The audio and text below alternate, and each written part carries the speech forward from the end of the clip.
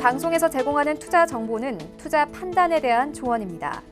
방송에서 제공하는 주식의 가치, 가격 상승 및 가격 하락에 대해서는 방송사에서 보장하지 않습니다. 시청자 여러분 안녕하십니까. 오늘장 내일장 2부 문을 열도록 하겠습니다. 서정덕입니다. 시장이 낙폭이 다시 커지고 있습니다. 특히나 코스닥 쪽의 제약 바이오 업종들 대형 종목들 위주로 지금 투매가 나오고 있는 상황입니다. HLB, 신라젠, 셀트리온 헬스케어, 셀트리온 제약, 코롱생명과학 적게는 7%에서 많게는 10% 이상의 지금 낙폭이 기록이 되면서 코스닥이 1%가 넘게 지금 급락을 하고 있는 상황입니다. 그러다 보니 지금 지수 자체가 밀리고요. 투심이 악화되고 있고 코스피도 같이 밀려 내려가고 있는 상황입니다. 지금 시장 상황에 맞는 종목들 2부에서는 두 분의 전문가와 함께 준비해보고 또 종목 상담 이어가는 시간 갖도록 하겠습니다. 종목 상담은 하단에 번호입니다. 100원의 정보 이용료 부과되는 샵 4989번으로 보내주시면 되고요.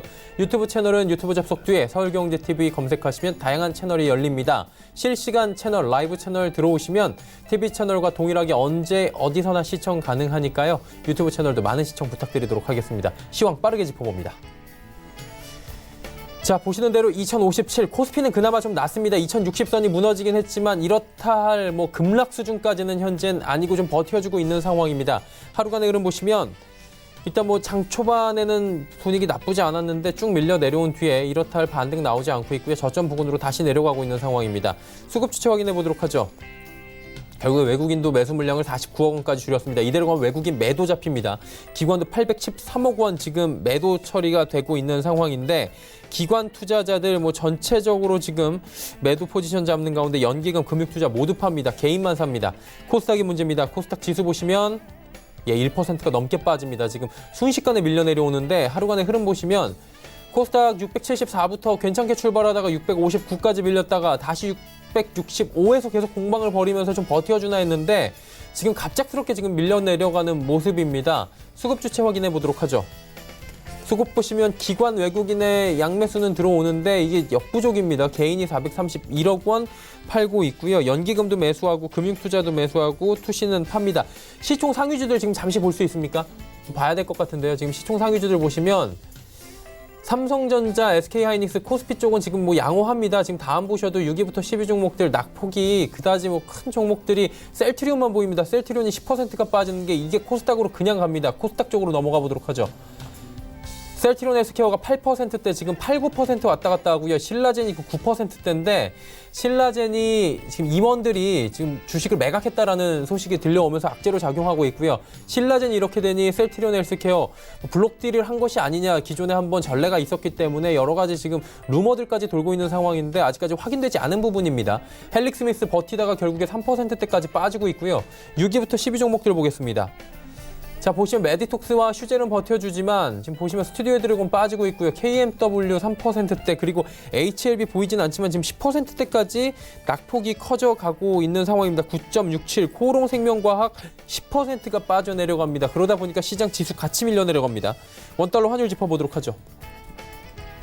환율 1180원 붕괴됩니다. 1179원 90전에 거래가 되고 있습니다. 금일 본 방송에서 제공해드리는 정보는 투자 판단에 대한 조언일 뿐입니다. 해당 주식의 가치와 수익률 보장해드리지 않는다는 점 참고해 주시길 바랍니다. 마감 전략 짚어봅니다. 메리츠 종무증권 영업부의 권홍섭 대리 연결되어 있습니다. 안녕하십니까? 네, 안녕하십니까? 시장이 전강 후약 장세인데요. 약도 지금 굉장히 급락으로 지금 코스닥 같은 경우 펼쳐지고 있습니다. 시장 상황 점검해 주시죠. 네, 오늘 우리나라 증시는 코스피의 경우에는 계속적으로 혼조세를 나타내고 있습니다. 장중에 보합권까지 올라왔지만 다시 한번 오후장 들어가면서 좀 하락폭을 다시 키워가고 있는 상황입니다. 코스닥의 경우에는 이제 제약바이오 업종 하락으로 하락세를 면치 못하고 있는 상황인데 현재 670선을 무너지면서 아무래도 밑에 하단 밴드인 620선까지도 밀릴 가능성이 있기 때문에 코스닥 시총 상위 종목 바이오 종목들이 대거 하락함에 따라서 투자가 지금 현재는 굉장히 좀 조심하셔야 된다 이렇게 보시면 될 것 같습니다. 일단은 오늘 이제 제약 바이오 이슈도 있지만 일단은 이제 반도체 쪽에서도 어떻게 보면은 좀 어저께 하락한 데 대비해서 반등이 나오고 있는 상황인데 일본의 수출 규제가 예상보다 좀 심각하다는 보고서들이 계속적으로 나오고 있습니다. 일부 언론에서는 이제 미미하다고 하지만 현재 뭐 지난 일요일 날 이재용 부회장이 긴급하게 일본으로 출국하는 장면들이 목격이 됐고 그런 것들이 이제 기사화되면서 굉장히 이제 반도체 업황에 대해서 우려 섞인 투심이 계속적으로 나오고 있는 상황이기 때문에 저는 계속적으로 일본에 대해서 예의주시하면서 지금 적극적인 매수보다는 반도체는 약간 좀 조정의 국면에 들어갔으니까 좀 기다려보자 이렇게 보시면 될 것 같습니다.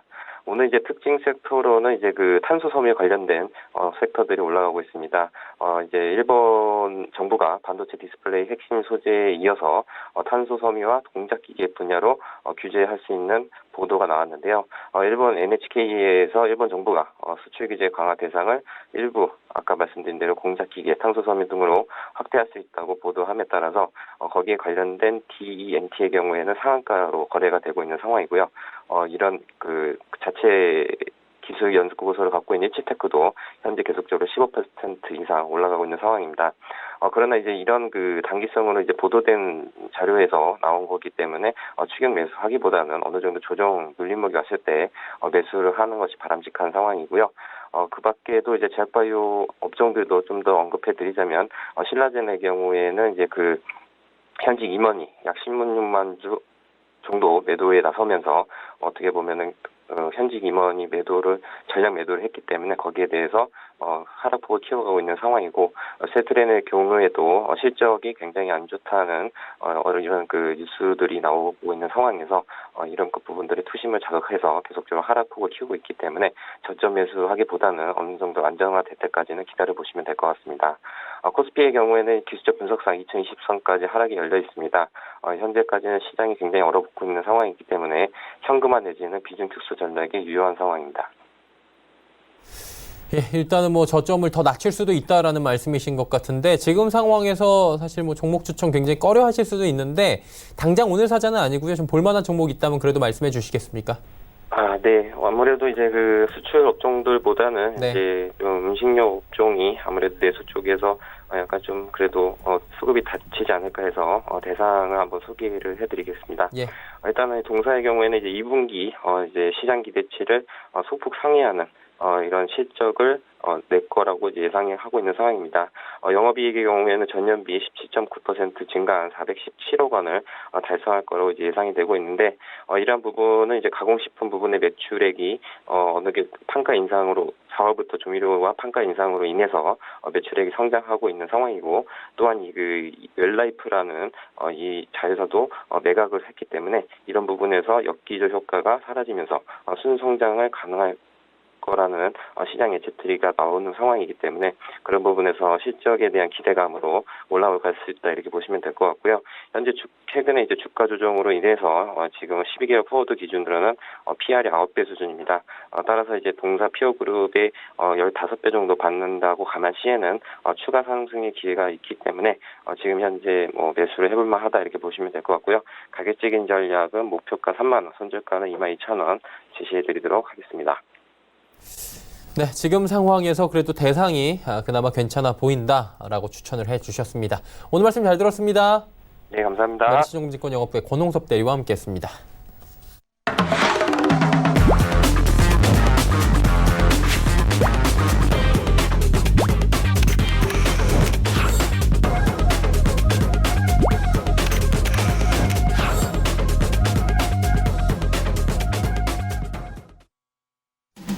오늘의 일장 2부 함께하고 계십니다. 종목 이야기 빠르게 들어가 보도록 하겠습니다. 함께하시는 두 분의 전문가 소개해드립니다. 샘플러스의 하채기 전문위원, AR 인베스트먼트의 오현진 팀장과 함께합니다. 두 분 어서 오세요. 안녕하세요. 네, 안녕하세요. 예. 시장 상황이 지금 굉장히 또 안 좋아지고 있는 상황인데 하나하나 또 이야기를 좀 나눠보도록 하죠. 하 위원님부터 갈까요? 네, 첫 번째 종목은 PC 디렉트를 말씀을 드리도록 예. 하겠습니다. 제가 이 종목을 여러 번 좀 말씀을 드렸는데 네. 좀 시장이 좀 좋지가 않으면서 오늘 갑자기 지금 많이 좀 하락을 하고 있는 그런 흐름인데 일단은 이게 종목이 시장에 의해서 좀 조정이 나온 거지 뭐 종목이 특별하게 악재가 나온 건 없다라는 거죠. 그래서 여러분께서 지금 시장은 어떻게 보면 휴업 상태나 마찬가지다. 그래서 어느 정도 좀 시장이 진정이 됐을 때 그때 한번 여러분께서 좀 눈여겨보시면 좋겠다라는 말씀 드립니다. PC 디렉트 같은 경우는 해외에서 IT 부품을 수입해서 국내에 판매하는 유통 전문 업체입니다. 주로 프로세서죠, CPU, 그 다음에 스토리지, 메인보드, SS 등 IT 하드웨어를 주로 유통했는데 최근에는 미래의 성장하고 좀 관련된 제품도 좀 유통을 하고 있는데 그게 바로 사물 인터넷 관련 제품과 그 다음에 보안 솔루션 제품을 유통을 하고 있습니다. 앞으로 우리가 그 시대에 살아가는 데 있어서 이 사물 인터넷을 통해서 뭐 TV라든가 에어컨 그리고 뭐 조명 등 이런 다양한 어떤 시스템, 사물 인터넷 통해서 좀 구동을 할 수 있는 그런 시대가 계속해서 지금 오고 있고, 뭐 새로 지어지고 있는 아파트 같은 경우는 다 거의 대부분 다 사물 인터넷 시스템이 좀 도입이 좀 되어 있는 부분이죠. 그러면 이걸 이제 우리가 사용을 했으면은 그걸 좀 보완을 해야겠죠. 지켜야겠죠. 그러다 보니까는 그걸 지킬 수 있는 보안 솔루션도 같이 회사가 좀 유통을 하고 있다. 이렇게 보시면 되겠고, 그 다음에 프랑스하고 중국 회사로부터의 드론도 수입해서 좀 유통을 하고 있습니다. 여러분께서도 드론을 보시면은 지금 사진을 찍으신 분들이 조금 많이 사용을 하고 계세요. 그리고 또 재난 문제, 범죄 잡는 데 있어서 드론으로 많이 좀 사용하고 있고, 옛날에 과거에 방송국에서도 헬기를 타고 이 항공 사진을 찍었는데 이제 그렇지 않고 이제는 방송국에서 다 드론을 통해서 다 사진을 지금 현재 좀 촬영하고 있는 부분. 그 다음에 농사 지을 때 지금 이 날씨 얼마나 덥습니까? 올해 뭐 장마가 없는 것 같아요. 지금 마른 장마이다 보니까 상당히 폭염이 계속해서 연연히 좀 이어지고 있는데 이 때 앞에서 논이라든가 밭에 가서 농약을 한다는 거 정말 치명적이죠. 근데 또 고령화 사회다 보니까 그래서 이런 농업 쪽에서도 농약을 하는 데 있어서 드론을 통해서 지금 다 사용하고 있다는 거고, 이제 상업적으로죠. 택배 쪽으로는 아직은 활성화가 안 됐습니다. 아무래도 정부에서의 규제가 좀 막혀 있기 때문이죠. 이 규제가 좀 해결이 된다고 하면은 이 드론이 또 택배 시장에서의 상당한 또 역할을 할 것이다. 그래서 여러분께서 드론 관련된 부분에 있어서 좀 잘 보시면 되겠고, 그 다음에 재무 구조를 좀 보면은 자, 이 회사 꾸준하게 실적을 보시면은 꾸준하게 매출액의 영업이 계속해서 우상향하고 있습니다. 그러다 보니까 배당금을 거의 매년 100원에 좀 지급을 하고 있다. 그래서 그만큼 회사가 좀 안정적인 재무 구조를 가지고 있다. 이렇게 보시면 되겠고, 지금 상황에서의 가격 전략은 조금 무의미하지 않겠느냐. 왜냐하면 시장이 계속해서 좀 좋지가 않은 흐름이기 때문에, 그래서 여러분께서 좀 낙폭이 좀 나왔을 때 그때 한번 좀 기회를 좀 잡아보시라는 말씀드리고, 나중에 시장이 좀 진정이 됐을 때 그때는 제가 이 종목을 소개를 할 때는 가격 전략까지 말씀을 드리도록 하겠습니다. 자, 그 다음에는 다우기술입니다. 이 종목도 제가 여러 번 좀 말씀을 드렸는데 시장 하락 대비해서 상당히 견고한 그 흐름을 좀 보이고 있습니다. 지금 오늘 뭐 코스피, 코스닥 상당히 좋지 않은 흐름인데 그래도 다우기술이 밀리지 않는 그 흐름인데, 이 회사 같은 경우는 인터넷 데이터 센터 및 키움증권의 정보기술을 아웃소싱으로서 서비스를 제공하고 있다. 키움증권 나왔잖아요. 다우그룹입니다. 다우기술, 다우데이터, 그 다음에 키움증권, 그리고 사람인 H 해서 다우그룹주에서의 대부분 인터넷 서비스를 충분히 할 수 있는 부분이고, 그 다음에 영화라든가 콘텐츠도 좀 제작을 하고 있다 이렇게 보시면 되겠고, 그 다음에 뿌리오, 엠팩스 등 마케팅 커뮤니케이션을 좀 사업을 하고 있는데, 뿌리오 같은 경우는 대량 문자 전송하는 시스템입니다. 그래서 그야말로 이름을 잘 지은 것 같습니다. 대량으로 문자를 전송한다 해서 이제 뿌리오 하는데, 뭐 야구를 좀 좋아하신 분들은 고척 돔 경기장에 보면은 거기에서 입간판으로서 이제 뿌리오를 광고를 하고 있습니다. 왜? 키움 히로즈의 키움이 스폰을 하고 있기 때문에, 그래서 자기 회사들이 지금 광고를 하고 있죠. 그 다음에 엠팩스 근데 요즘은 팩스도 이제는 다 핸드폰으로 해서 모바일로 다 전송하는 시대가 왔습니다. 그래서 뭐 옛날에는 뭐 사무실에 뭐 아니면은 뭐 자기 집이 없다 하면은 뭐 공공기관에 가서 뭐 팩스를 전송하고 그랬어야 했는데, 이제는 뭐 모바일에서도 충분히 전송하는 그런 시대가 왔겠다는 거죠. 그래서 그런 부분에 좀 수익이 좀 발생하고 있다는 거고, 그 다음에 제3 인터넷 전문은행을 좀 추진했다가 탈락했는데 재추진할 수 있는 그 의사를 좀 피력을 했고, 정부에서도 조금 완화를 하는 이야기가 나왔었습니다. 뉘앙스가 나왔었죠. 그리고 인터넷 전문 은행 같은 경우는 무점포입니다. 그리고 사람들이 바쁩니다. 그러다 보니까는 또 은행 시간이 4시가 되면은 업무를 못 봅니다. 그리고 또 직장인들은 그 이후에 이제 퇴근하고 나서 좀 업무를 좀 보고 싶은데 그러지 못하다 보니까 24시간 충분히 볼 수 있는 그런 인터넷 은행 시스템이 앞으로 조금 더 시장에서 활성화되지 않겠느냐 그죠. 그래서 이 인터넷 은행 관련해 가지고 다우 기술이 다시 좀 재추진했을 때 어떤 결과가 좀 좋지 않을까 좀 예상합니다. 그래서 이 종목 같은 경우도 뭐 재무 구조라든가 이런 주가 흐름은 상당히 좋습니다. 그런데 우리가 그 시장이 흔들리게 되면은 전체적으로 종목들도 좀 흔들리게 됩니다. 근데 흔들리더라도 그게 회사가 좋은 회사들은 흔들렸다가 딱 바로 그 제자리를 찾아오지만 회사가 좋지 않은 종목들은 계속 제자리를 찾아왔고 계속해서 빠질 수 있습니다. 다우 기술 같은 회사가 좀 상당히 좋으니까 나중에 시장이 좀 진정이 되면 다시 한번 소개하면서 그때도 다우 기술도 가격 전략을 말씀드리도록 하겠습니다. 자, 그 다음에 세 번째는 콤텍 시스템을 좀 말씀드리도록 하겠습니다. 콤텍 시스템 같은 경우는 주요 이제 업이 네트워크 장비를 설치를 하고 유치하고 보수하는 회사입니다. 그러다 보니까는 5G 통신하고 좀 연관이 되고 있어요. 6월 달에 대부분의 5G 통신 관련된 종목들이 고점을 좀 형성을 하고 시장이 하락과 동시에 좀 조정을 좀 받고 있는 겁니다. 콤텍 시스템도 마찬가지입니다. 그 부분에서 약간 좀 조정을 좀 받았는데 지금 보시면 21선을 상당히 좀 지지를 잘 받고 있는 좀 흐름을 좀 보이고 있다라는 거죠. 그래서 이 콤텍 시스템가 좀 단기적으로 조금 올라올 수 있는 부분, 그래서 그걸 좀 참고하시면 되겠고, 최근에 정부에서의 그 정보 자원 통합 구축 시스템에 대한 저게 계약을 이제 했는데 이 콤텍 시스템이 약 한 298억 정도의 계약에 좀 수주를 했다는 거죠.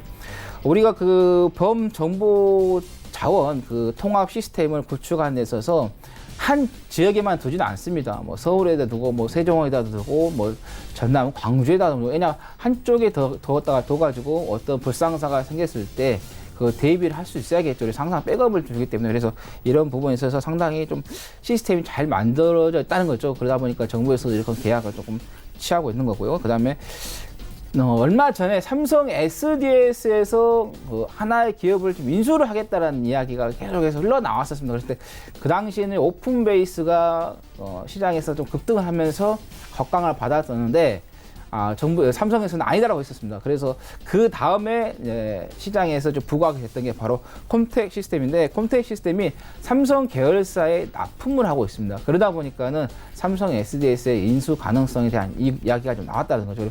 그 이야기도 여러분이 참고하시면 되겠고, 그 다음에 자회사에서 시멘트하고 아스팔트 사업을 하고 있습니다. 지금 시장이 조금 좋지가 않아서 워낙 지금 일본 규제 이야기에 북미 간의 그 회담 이야기가 실무진의 어떤 이야기, 대화가 이루어졌던 이야기 전혀 안 나왔는데, 일단은 폼페이 국무장관을 기준으로 해서 필두로 해서 7월 중순에 북미 대화 이야기 실무진들이 협상을 하겠다고 했거든요.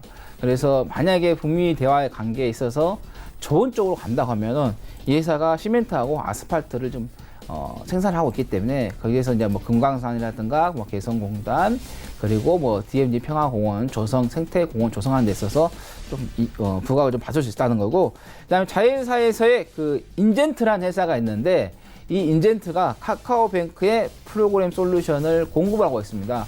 카카오뱅크가 뭐 어떤 거 인터넷 은행입니다. 그래서 콤텍 시스템이 인터넷 은행하고도 연관이 되고 있다라는 말씀 드립니다.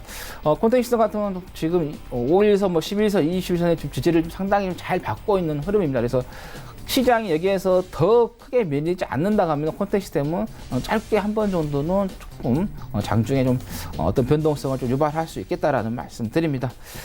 자, 그 다음에는 캠시스를 이제 말씀드리겠습니다. 이것도 제가 이제 말씀을 드렸다가 좀 잘 갔었어요. 잘 갔다가 시장이 좋지 않으면서 조금 조정이 좀 나오고 있는데, 워낙 연일 동안 계속해서 조정이 나왔었고, 또 수급에 봤을 때 기간이 나갔지만은 외국인 쪽에서의 좀 매수세가 좀 들어온 부분, 그래서 약간의 수급 쪽을 좀 참고하시면 좀 되겠고, 이 회사 같은 경우는 휴대폰 카메라 모드를 전문적으로 좀 제조를 하고 있는데, 그러다 보니까는 핸드폰 부품주들이 올라갈 때 어느 정도 좀 올라가는 흐름이었었어요. 그런데 이 회사가 이제 그 카메라가 휴대폰만 들어간 게 아니라 드론에도 들어갑니다. 그리고 드론에도 들어가고 그다음에 자율주행차도 들어갑니다. 그러면 자율주행차 카메라에 인식을 해서 인지를 인해서 자동차가 뭐 가고 쓰고 하는 그런 인지 능력을 좀 갖춰야 하기 때문이죠.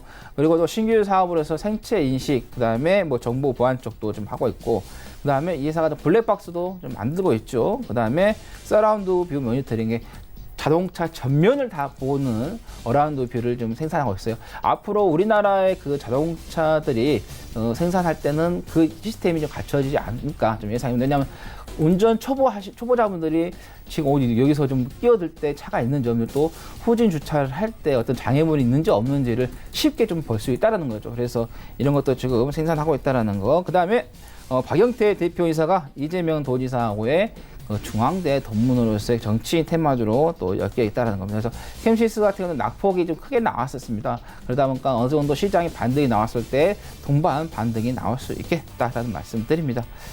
자, 그 다음에는 한비소프트를 좀 말씀드리도록 하겠습니다. 한비소프트 제가 원고를 좀 우리 저희 작가님께 드렸을 때 이렇게까지 좀 흔들리지 않은데 지금 시장이 좋지가 않으면서 코스닥 쪽에 지금 한 1.46%까지 밀리면서 동반 좀 하락하고 있는 그런 흐름인데 이 종목 같은 경우도 지금 워낙 지금 저평가가 되어 있는 부분, 그러다 보니까 기술적인 부분에 있어서 어느 정도 좀 반등이 나올 수 있기 때문에 지금 당장은 아닙니다. 시장이 이 7월 달에 어느 정도 안정이 됐을 때 그때 좀 보시면 되겠다라는 거고, 한비소프트가 하는 주요 사업이 온라인 게임입니다. 그래서 이제는 온라인 게임도 그냥 모바일 쪽에만 쳐진 게 아니라 이제 AR하고 VR이죠. 증강현실, 가상현실로 가야지만 이제 게임이 훨씬 더 좀 현실감 있게끔 좀 진행이 될 수 있게 돼요. 그래서 AR하고 VR 게임에 대해서 좀 미래의 성장하고 좀 관련이 되겠다라는 거고, 그 다음에 자회사에서 한빛드론을 가지고 있습니다.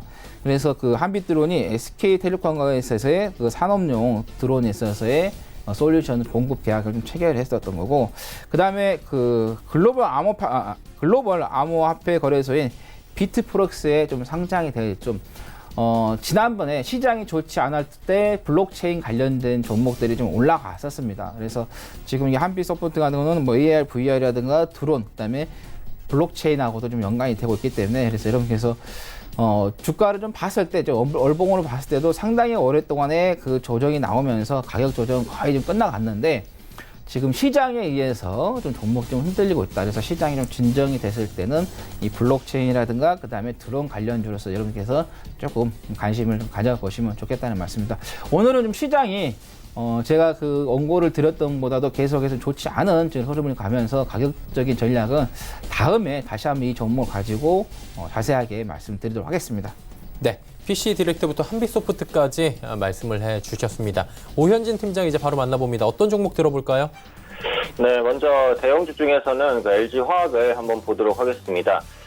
현재 보시면 이제 화학 업황은 이제 별로 좋지 않다라고 볼 수 있겠죠. 글로벌적으로 수요가 좀 부진하고 최대 수요처라고 볼 수 있는 중국도 경기 둔화에 대한 우려감이 좀 큽니다.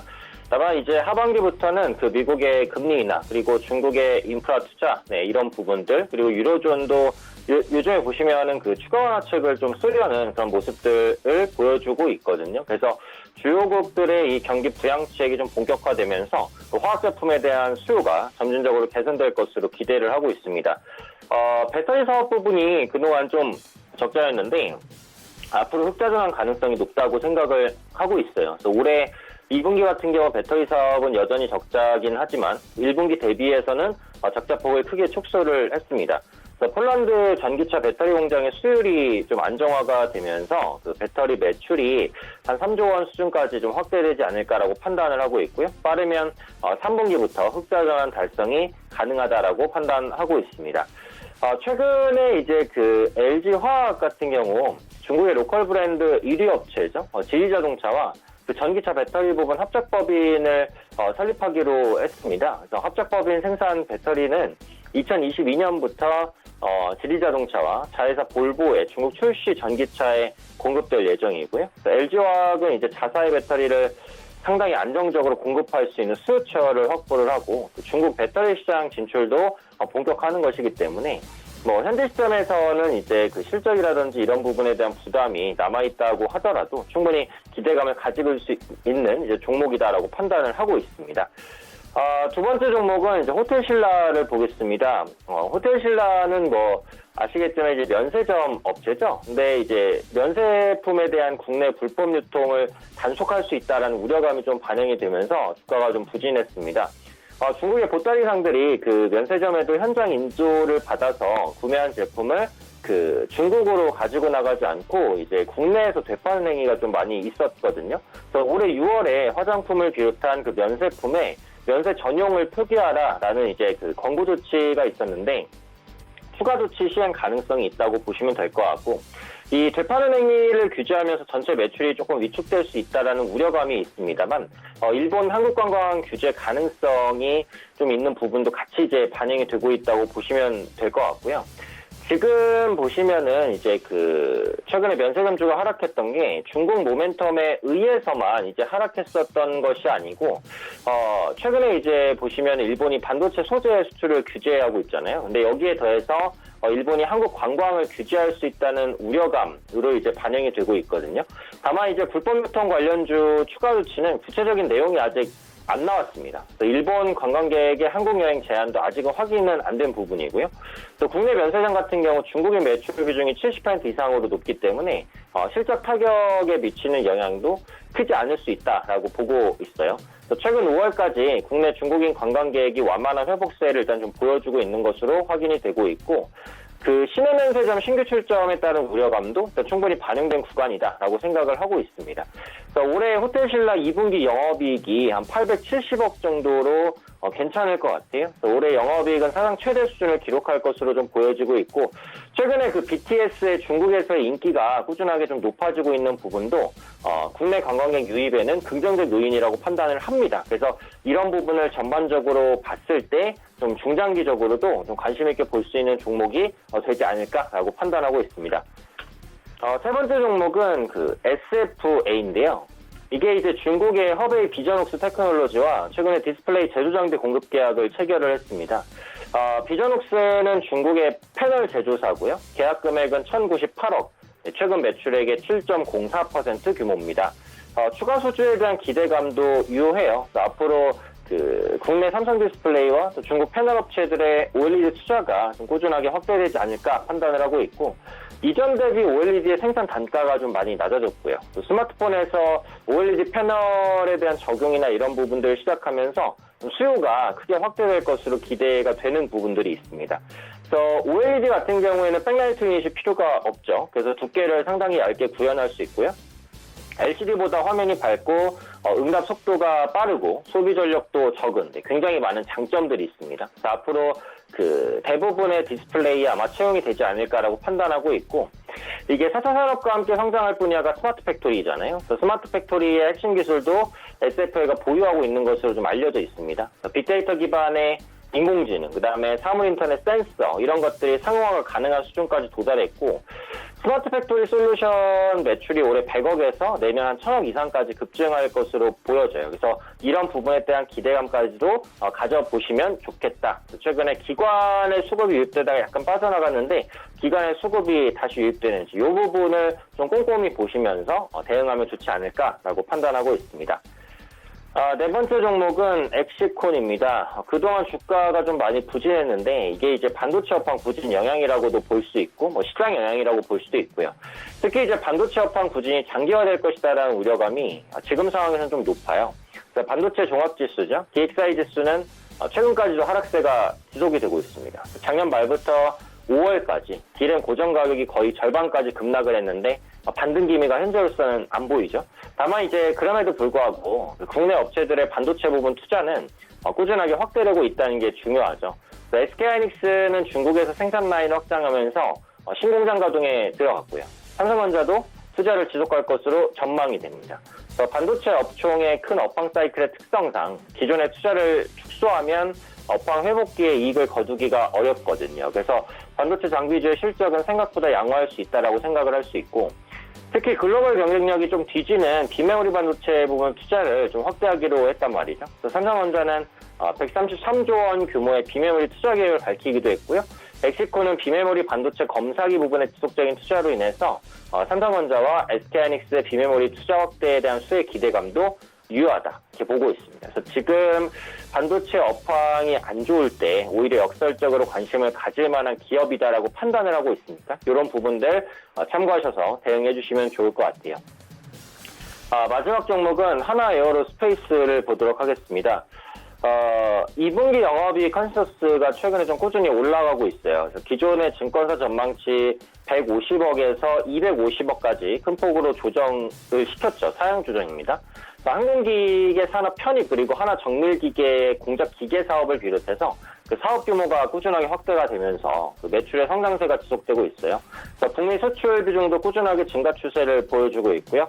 1분기보다는 환율이 높은 수준에 있어서 긍정적이라고 생각을 합니다. 미국 항공기 엔진 부품 제조업체 이닥의 지분 인수를 하면서 미국의 GE를 비롯한 엔진 제조사의 인적 거점에서의 수주 확대 그리고 제품 다변화 이런 것들 기대해 볼 수 있다고 생각을 하고 있고 동사 같은 경우에는 M&A 후보를 계속해서 물색을 해왔어요. 그래서 이후에 좀 추가적인 M&A를 진행할 가능성도 있습니다. 그래서 그런 부분이 외형 성장 기대로 연결될 수 있으니까 보시면 되겠고 그 글로벌 항공기 엔진 부품 시장 같은 경우 매년 한 4%에서 5% 정도 비교적 견조한 성장세를 보여주고 있어요.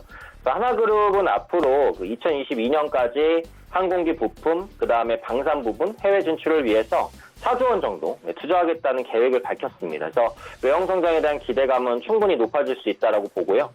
자회사 테크윈도 미국의 중고가 시큐리티 시장에서 점유율을 꾸준히 늘려나가는 모습 확인이 된단 말이에요. 그래서 CCTV 부분에서는 중국산 CCTV 퇴출했다는 반사이익도 기대되고요. 그래서 지금은 실적 모멘텀도 있고 성장 모멘텀도 있고 그래서 여러 가지 모멘텀이 긍정적이고 기관 외국인 수급도 비교적 양호합니다. 그래서 이런 부분들 종합적으로 보시면은 역시 좀 중장기적으로 관심 있게 볼 수 있을 만한 종목이다라고 말씀드리도록 하겠습니다. LG화학부터 한화에어로스페이스까지 5종목 들어봤습니다. 단기 접근했던 종목들 리뷰만 오늘은 좀 나눠보도록 하겠습니다. 나노 신소재였는데 하 위원님 어땠습니까? 좀 리뷰를 해주셔야 될 것 같은데요. 조금 좋지가 않은 좀 흐름을 보이고 있습니다. 어제 좀 좋지가 않았고 오늘도 좀 좋지가 않은 흐름을 보는데 뭐 어떤 특별한 악재는 없습니다. 오히려 지금 그 기관 쪽에서도 좀 매수세가 좀 들어와주는 부분인데 일단은 시장의 그 소나기에 종목들이 같이 좀 덩달아서 좀 맞아버리는 그런 흐름인데 일단은 뭐 나노 신소재 가지고 계신 분 계신다면 제가 아마 손절가가 짧게 드렸었거든요. 왜냐하면 시장이 좋지가 않으니까 그래서 좀 짧게 말씀드렸기 때문에 그래서 시장이 좀 진정이 되면은 그때 다시 한번 워낙 지금 바닥에서 저평가가 됐기 때문에 그때 한번 또 매수 기회로 좀 잡아보자는 말씀 드립니다. 네. 오 팀장님 연결합니다. 제로투세븐 말씀해 주셨는데 결과 어땠습니까? 리뷰 좀 해주시죠. 네, 현재 위치에서 뭐 약간 밀리기는 했는데 그래도 시장 대비해서는 충분히 선방을 하고 있다라고 생각을 하고 있습니다. 그러니까 지금 중요한 것은 결국은 기술적 지지 여부예요. 20일 이평선까지 이제 주가가 왔는데 여기를 올려 세운 건 아니지만 그렇다고 깨고 내려가지도 않았어요. 버티고 있는 흐름. 특히 시장 약세도 뭐 흐름이 이 정도에서 받쳐준다면은 코스닥 시장이 반등하는 시점에서는 빠른 반등도 나타날 수 있다고 생각을 하고 있어요. 그래서 기존에 보유하고 계신 분들은 뭐 계속해서 보유 의견을 좀 말씀드리도록 하고 지난주에 언급을 드렸던 목표가 15,000원이에요. 목표가는 유지를 하셔도 될 것 같은데 손절가를 12,000원 정도로 한 템포 낮추겠습니다. 그래서 신규로 매수하기까지는 조금 부담스러울 수 있지만 기존에 이왕 보유하고 계셨다라고 한다면 아직 추세가 안 깨졌어요. 20일 이평선 타고 올라갈 가능성은 충분히 있다라고 생각을 하고 있기 때문에 이탈가 12,000원 정도로 잡고 홀딩하면서 반등 기다려보는 쪽으로 대응하시면 좋겠다라고 말씀드리겠습니다. 네, 제로투세븐까지 리뷰를 해주셨습니다. 시장의 특징 살펴봐야 될 텐데요. 어떤 종목이 좀 특징적으로 보이십니까? 신라젠을 좀 볼 것 같은데요. 예. 좀 신라젠이 지금 상당히 좀 좋지가 않은 좀 흐름을 좀 보이고 있어요. 11% 좀 넘게 지금 좀 하락을 하고 있는데 아마 여러분께서 다 뭐 기사를 통해서 좀 아셨을 거예요. 신연필 신라젠의 그 전무가 약 16만 조죠. 16만 7,777조. 전량 0.25% 좀 비중을 차지하는 금액을 주식을 좀 전하면서 약 금액을 한 88억 정도 나옵니다. 이모니 그것도 예 전량을 좀 팔았다는 시장에서 게 던진 거야? 아니면 블록디라고? 장내 오늘이요? 장내 지금 매도를 해가지고 그런 거다 보니까 더 좀 충격이 큰 것 같아요. 그래서 일반 직원이라 하면 좀 이해가 가겠는데 전무라면 상당히 그 고위급의 좀 임원인데 임원이 지금 전량으로 좀 장내에 그것도 좀 매도를 하면서 좀 11% 넘게 좀 빠집니다. 그러다 보니까 뭐 셀트리온도 덩달아서 지금 계속해서 지금 하락세가 좀 유지가 되고 있어요. 그러다 보니까는 코스피 뭐 지수, 코스닥 지수가 지금 동시 호가에 들어갔지만 뭐 3.28%까지 빠질 것이라고 와. 잡힌 한데 설마 그렇게까지 빠질까 지금 되는데 3.91까지 갔어요. 예, 3.9까지 갔는데 이게 지금 워낙 지금 바이오주들이 거품이 좀 심하게 있다 보니까 이게 좀 시장이 상당히 특히 코스닥 쪽에 좀 타격을 좀 많이 준 것 같습니다. 그래서 지금 뭐 삼성 바이오로직스도 그 분식회계 때문에 좀 악재가 나오면서 상당히 좋지 않았었죠. 그 다음에 6월 27일에 HLB도 좀 좋지가 않으면서 임상의 문제가 발생하면서 상한가가 갔었고, 그 다음에 7월 4일에 한미약품도 계약이 해지가 되면서 상당히 좋지가 않았는데, 제가 지난주 목요일에 그 7월 4일에 그 방송 출연했을 때 제가 여러분께 말씀드렸었거든요. 바이오주들이 상당히 좀 거품이 많이 껴있기 때문에 다음 타자가 신라젠하고 셀트리온이 될 수 있으니까 좀 가지고 계신 분들은 잘 좀 대응을 해 보시면 좋겠다는 말씀을 좀 드렸는데, 일단은 지금 이게 급락이 나왔기 때문에 여러분께서 한번 대응하기가 상당히 어려우실 거예요. 왜냐하면 지금 구간에서의 뭐 손절을 한다는 것은 상당히 좀 의미가 그렇게 무의미하다면 되겠고, 만약에 내일 뭐 장중에라도 좀 조정이 나오더라도 이 종목 신라젠이 장중에 장 초반에 좀 올라온다 하면은 그때는 좀 비중을 조금 줄이시는 게 좀 낫지 않겠네. 왜냐하면 지금 월봉에서의 그다음에 주봉에서의 추세가 자체가 완전히 지금 꺾였기 때문에, 그래서 단기 추세뿐만 아니라 중기, 뭐 장기, 대장기까지 그 추세가 좀 이탈했기 때문에, 그래서 그렇게 좀 대응을 해 보시는 게 좀 좋겠다라는 말씀드립니다. 오 팀장님은 어떤 종목이 좀 특징적으로 보이십니까? 네, 저는 이제 특징주로 CGV를 한번 잡아봤는데, 최근에 보시면 이제 계속해서 밀렸어요. 그래서 터키 관련된 그 사업자 손실 부담감도 반영이 됐었고, 국내 영화 관람객 정체 이런 부분들도 악재로 작용을 했었는데, 오늘 오랜만에 이제 거래량이 동반되면서 6% 강세를 보여주고 있습니다. 일단 기본적으로 2분기 실적이에요. 이게 지금 시장이 안 좋고 앞으로 시장이 좀 빨리 좋아지기는 어렵기 때문에 종목 선별이 어느 때보다도 중요한데, 결국은 가장 믿을 수 있는 건 실적이라는 생각이 들거든요. 그래서 CGV 같은 경우에 이제 2분기 매출액이 전년 동기 대비 15% 이상 증가할 것으로 보여져요. 그래서 영업이익은 대폭 개선되면서 거의 한 200억 가까이 나올 것 같아요. 지금 시장 컨센서스가 140억인데 컨센서스는 확실하게 넘어서지 않을까라고 판단을 하고 있습니다. 2분기 같은 경우에는 국내 관객 수가 좀 늘었어요. 전년 동기 대비해서 한 20% 정도 개선됐으니까 충분히 눈에 띄게 개선됐다라고 볼 수 있을 것 같아요. 일단은 흥행 영화들이 좀 나왔죠. 극한 직업에 이어서 기생충, 그 다음에 요즘에는 알라딘이라는 영화가 또 관객 수가 많다고 하더라고요. 그래서 국내 다수 작품이 비교적 흥행을 했다라고 보시면 될 것 같아요. 그래서 그런 부분들이 영화관의 매출을 좀 견인할 것이다라는 거고, 특히 그동안 낙폭이 정말 컸습니다. 그래서 올해 같은 경우에도 올해 고점 대비만 해도 거의 30-40% 주가가 빠졌고, 역사적으로 보면 계속 하락 추세를 보였기 때문에 지금 위치에서는 좀 저가에서 들어올 수 있다라고 보여져요. 그래서 2분기 실적 컨센서스가 상향 조정됐으니까 이 부분 확인하시면서 관심 있게 보시면 좋겠다라고 말씀드리겠습니다. 네, CGV 오늘 급등하는 종목 말씀을 해 주셨습니다. 자, 이제 종목 상담 좀 짧게 가보도록 하겠습니다. 1259번님께서 DPC 여쭤보셨고요. 5,075원의 비중 30%. 이 종목 상담 왔는데 어떻게 할까요? 예, 좀 시장이 좀 좋지 않다 보니까 DPC 같은 경우도 좀 빠지고 있는 흐름인데, 근데 또 DPC의 그 실적을 좀 보고 봤을 때는 상당히 좀 괜찮은데, 이제 주가 좀 평가를 봤을 때 시가총액이 한 2천억 정도 되고요. 매출액이 한 1,500억 정도 되다 보니까 어떻게 보면 좀 약간 이제 고평가가 돼 있는 부분, 그다음에 자본 총계라든가 자산 총계로 봐도 지금 어떻게 보면은 좀 주가가 좀 고평가가 돼 있다라고 보시면 되겠습니다. 그래서 일단은 단기적으로의 그 시장의 영향에 의해서 조금 빠지는 흐름인데, 외국인들이 좀 살짝 좀 들어오고 있는 흐름이기 때문에, 그래서 반등이 나왔을 때 한 매수가 부근이 한 5,500원 이 정도에서 좀 정리를 하시고, 다음에 이제 좀 완전히 시장이 하락이 좀 바닥을 찍었을 때 그때 좀 신규 매매를 좀 해보자는 말씀드립니다. 네. 6604번님은 화신테크 여쭤보셨습니다. 6,460원의 비중 10%. 이 종목 어떻게 할까요, 오 팀장님?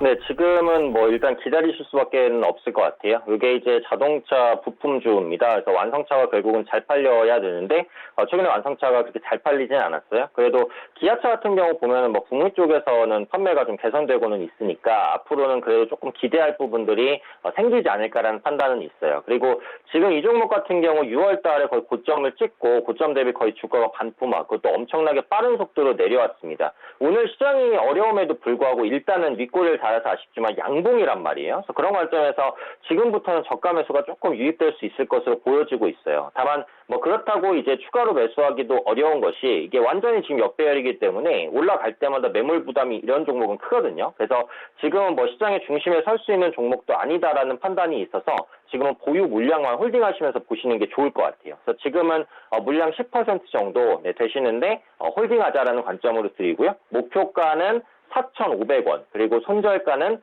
3,000원까지는 잡겠습니다. 그러니까 조금 여유 있게 보자. 홀딩 하시되 추가 매수는 하지 마시고 보유 물량만 빠져나오는 데 주력하자. 이렇게 말씀드리도록 하겠습니다. 화신테크까지 종목 상담 마치도록 하겠습니다. 이 시각 시황 상황 마지막으로 점검합니다. 보시면 코스피 지수가 2054 찍혀 있긴 한데 동시효과에서 지금 2052까지 내려가 있는 상황입니다. 많이 빠지는데 하루간의 흐름 정리해 봅니다. 이 저점까지 내려왔습니다. 2074부터 전강 후약 장세고요. 전형적인 지금 이대로 가면 장 마감 지수가 이 저점을 찍을 것 같은 지금 모습입니다. 수급 주체 확인해 보도록 하죠. 외국인이 이탈은 안 했는데 지금 44억 원 소폭 매수에 그치고 있고요. 개인만 삽니다. 기관 팔고 있는데 투신만 51억 원 사고요. 연기금, 뭐 보험, 금융투자 다 팝니다. 시총 상위주들 보시면 삼성전자, SK하이닉스 올라갑니다. 이 두 종목이 그나마 좀 버텨주니까 시장이 지수 급락이 나오지 않고 있는 상황이고 현대차도 빠지고 셀트리온이 급락은 여전한데 19만 원은 다시 회복을 하네요. 지금 19만 원에 정확히 멈춰 있습니다. 6위부터 12종목 들어갑니다. 여기 다 빠지네요. 2%대 뭐 지금 적게 빠지면 신한지주가 보합권, 약보합권 오가고 있고요. 현대모비스도 약보합권으로 전환이 됐습니다. 코스닥이 문제입니다. 코스닥 가보시면 지금 659, 660선 무너졌는데 동시호가에선 지금 654까지 내려가 있는 상황입니다. 9포인트가 넘게 빠져내려가고 있는데 하루간의 흐름 정리합니다. 이대로 가면 코스닥 역시 오늘 장중 저점 마감이 예상이 됩니다. 지금 장 초반에 분위기 괜찮았거든요. 그대로 빼버리네요. 수급 주체 확인해 보도록 하죠. 쌍끌이 매수긴 한데 지수가 못 받쳐줍니다. 기관, 외국인 같이 사고요. 개인은 477억 원 팝니다. 기관은 거래소는 정반대입니다. 금융투자에 프로그램 매수 들어오고요. 연기금도 소폭 매수에 나섭니다. 하지만 투신이 팔고 있고 외국인의 매수 물량은 좀 줄어들었습니다. 316억 원 현재 매수하고 있는 상황입니다. 시총 상위주들을 좀 봐야 되는데 동시효과에 오락가락합니다. 지금 셀트리온 헬스케어 7%, 8%대의 낙폭을 왔다 갔다 하고 있는 상황이고요.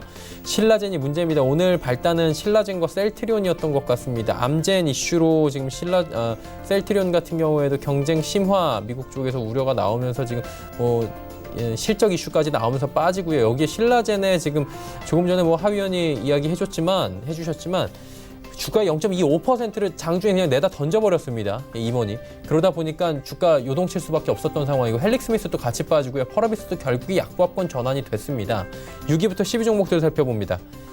메디톡스와 휴젤 버텨주다가 결국에 휴젤 하락 전환했고요.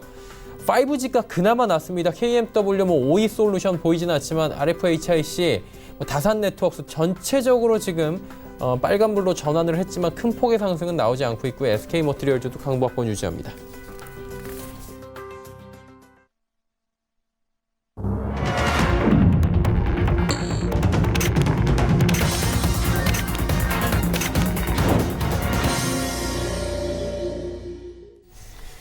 시장 마감됐습니다. 어제 이어서 오늘도 정말 쉽지 않은 시장이고요. 어제는 종일 빠졌다면 오늘은 정말 말 그대로 천강과 지옥을 오가겠는데 이게 반대였으면 좋겠지만 전강 후 약장세가 전형적으로 이루어졌고 또 원인 제공은 제약 바이오 업종인 것 같습니다. 하 의원님, 사실 지난 시간에 살짝 언급을 해주셨는데 지난주에 제약 바이오 좀 조심하자 계속 이야기를 해주셨잖아요. 오늘도 빌미는 제약 바이오였죠.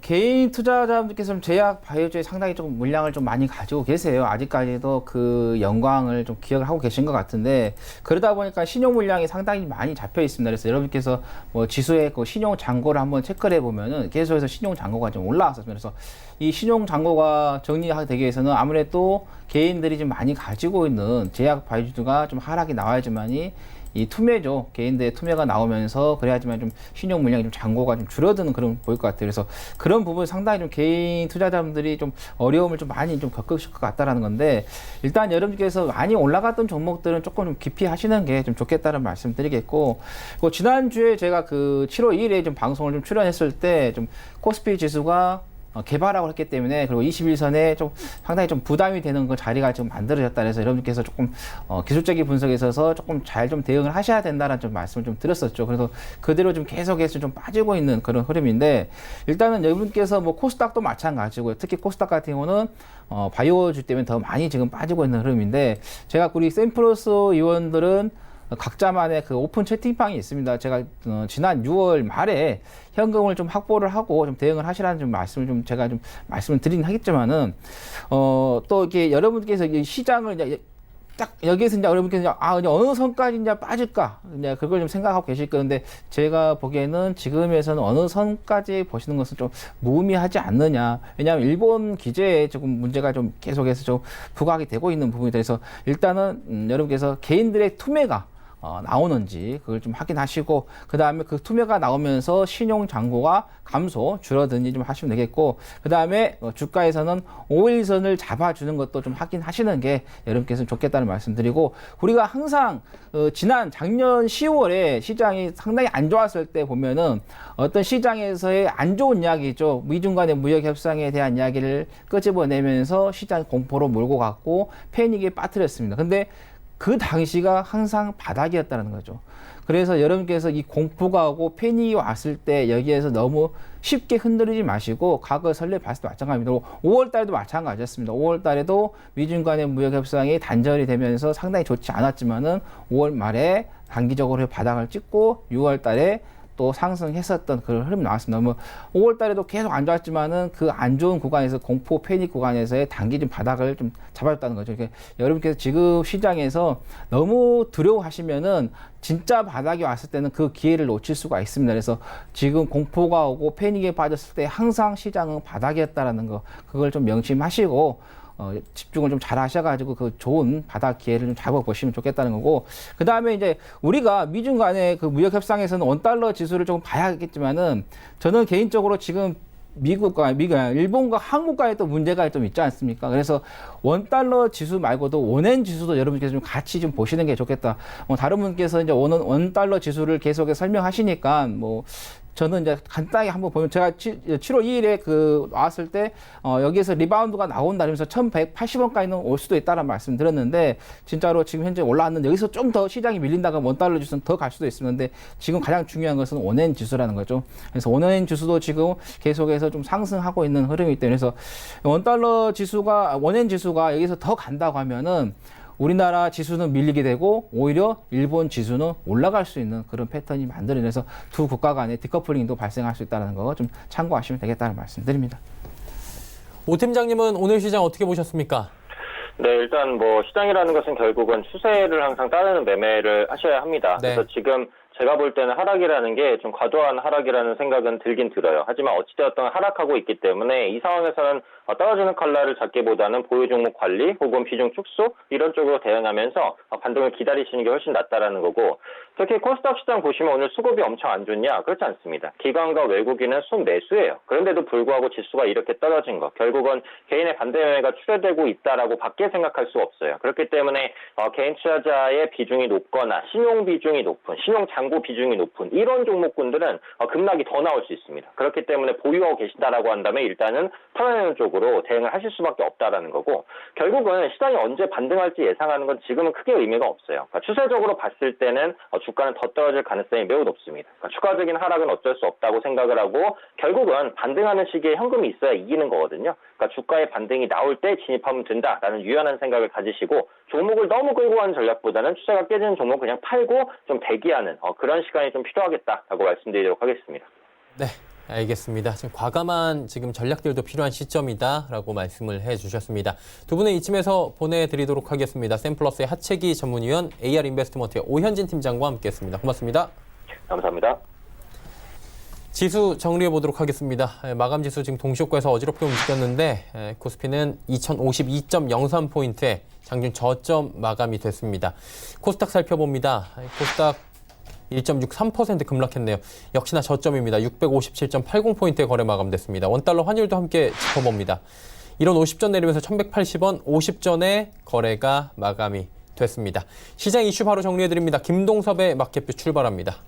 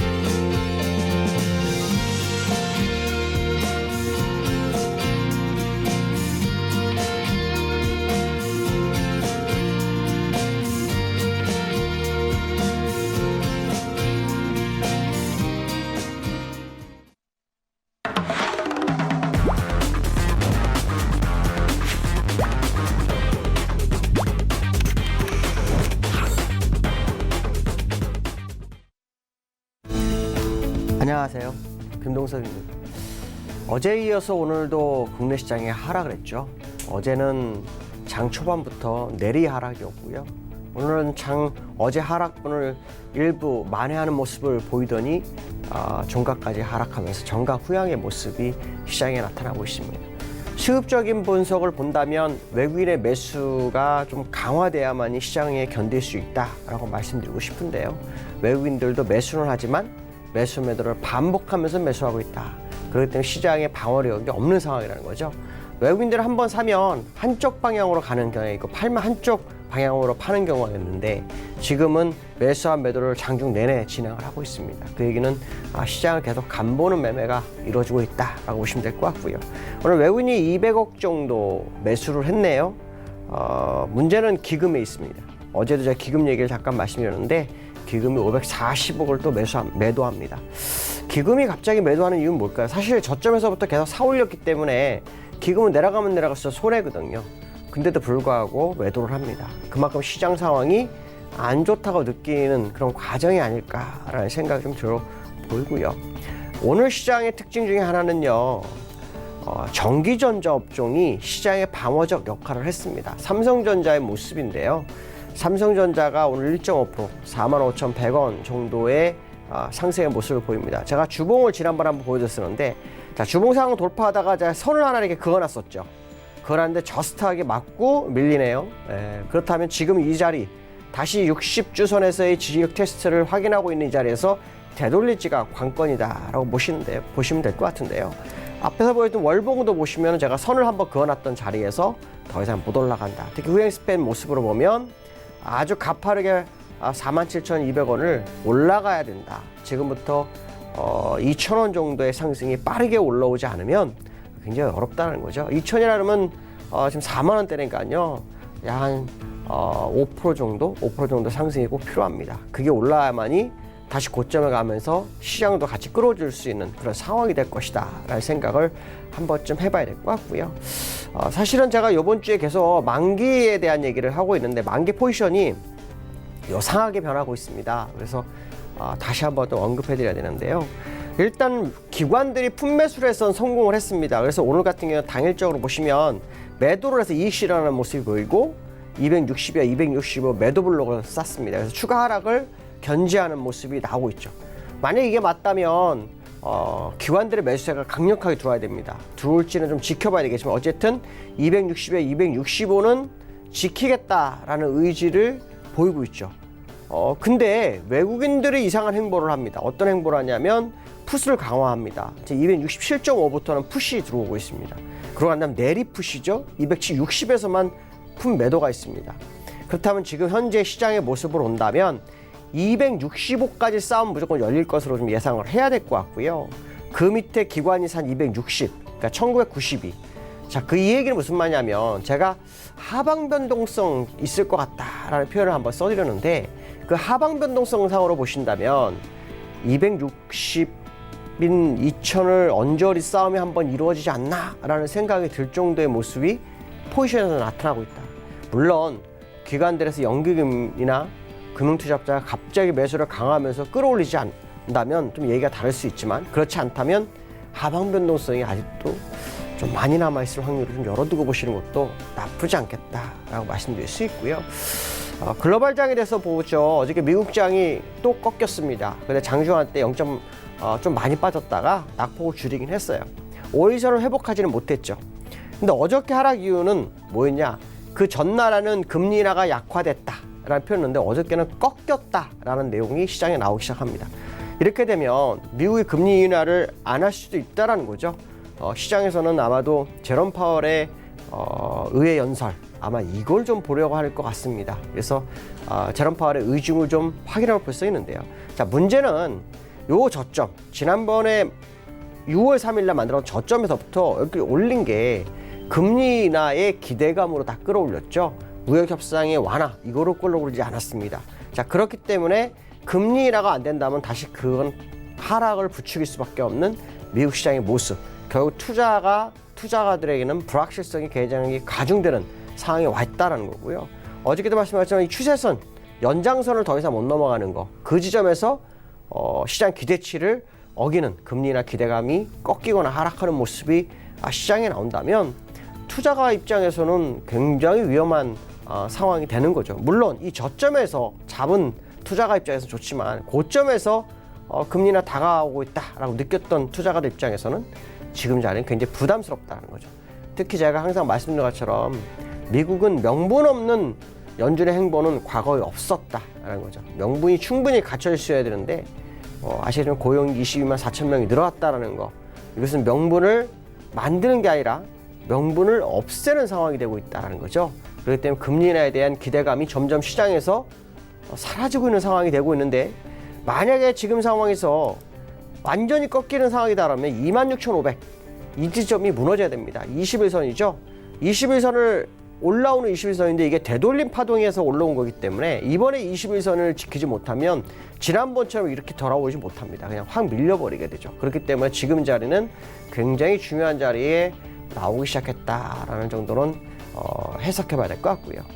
두 번째 이슈는요, 원달러를 또 한 번 말씀드려야 될 것 같습니다. 제가 지난번 1170원 말하고 2, 3일 만에 1180원 진입을 했습니다. 초읽기가 아니라 진입이네요. 오늘 장중할 때 1181원까지 올라섰는데 이 얘기를 왜 해야 되냐면요. 외국인들이 요 가격대에서부터 진입을 시작을 했어요.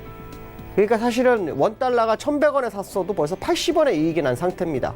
그러니까 외국인 입장에서는 더 올라가가지고 높은 가격에 돈이 들어와서 주식 많이 사지 뭐 이런 생각도 할 수 있지만 저점에 들어온 외국인들은 나갈 수밖에 없는 구조. 이 얘기는 무슨 말이냐면 외국인의 매수 강화가 꼭 필요하다라고 제가 말씀드렸는데 매수 강화가 정말 될 수 있을까에 대한 게 첫 번째 이슈고요. 두 번째 이슈는 제가 아마 지난번에 이런 얘기 했어요. 요 부분을 이렇게 추세선을 그어주면서 요 하단이 깨지는 1120원대가 깨지면 위험자산에 관심을 가십시오 라는 표현을 한번 썼는데 그 지점에서 오히려 올라섰죠. 1196원까지 갔습니다.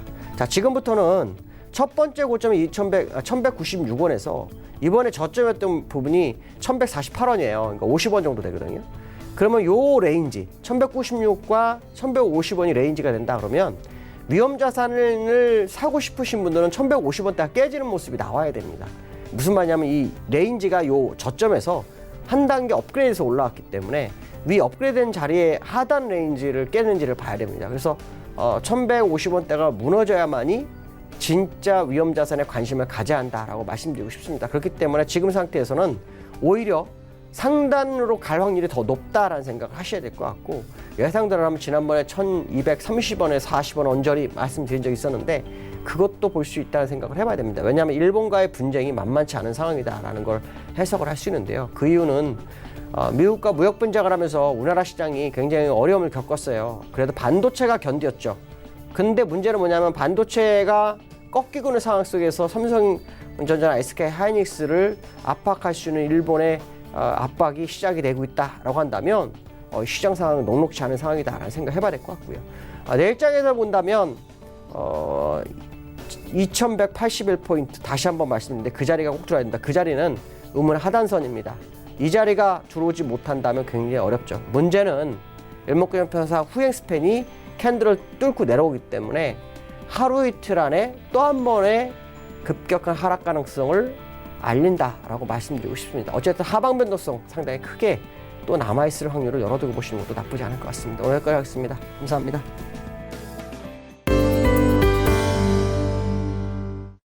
김동섭의 마켓뷰까지 함께 하셨습니다. 금일폰 방송에서 제공해드린 정보는 투자 판단에 대한 조언이었습니다. 해당 주식의 가치와 수익률을 보장해드리지 않는다는 점 참고해 주시길 바랍니다.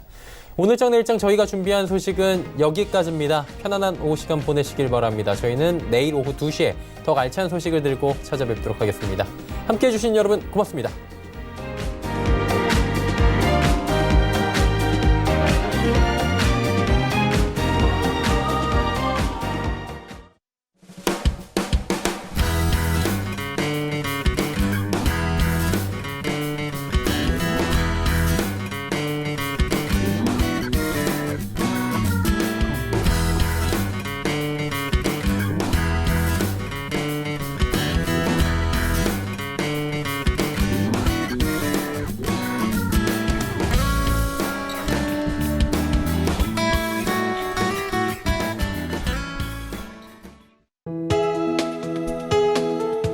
방송에서 제공하는 투자 정보는 투자 판단에 대한 조언입니다. 방송에서 제공하는 주식의 가치, 가격 상승 및 가격 하락에 대해서는 방송사에서 보장하지 않습니다.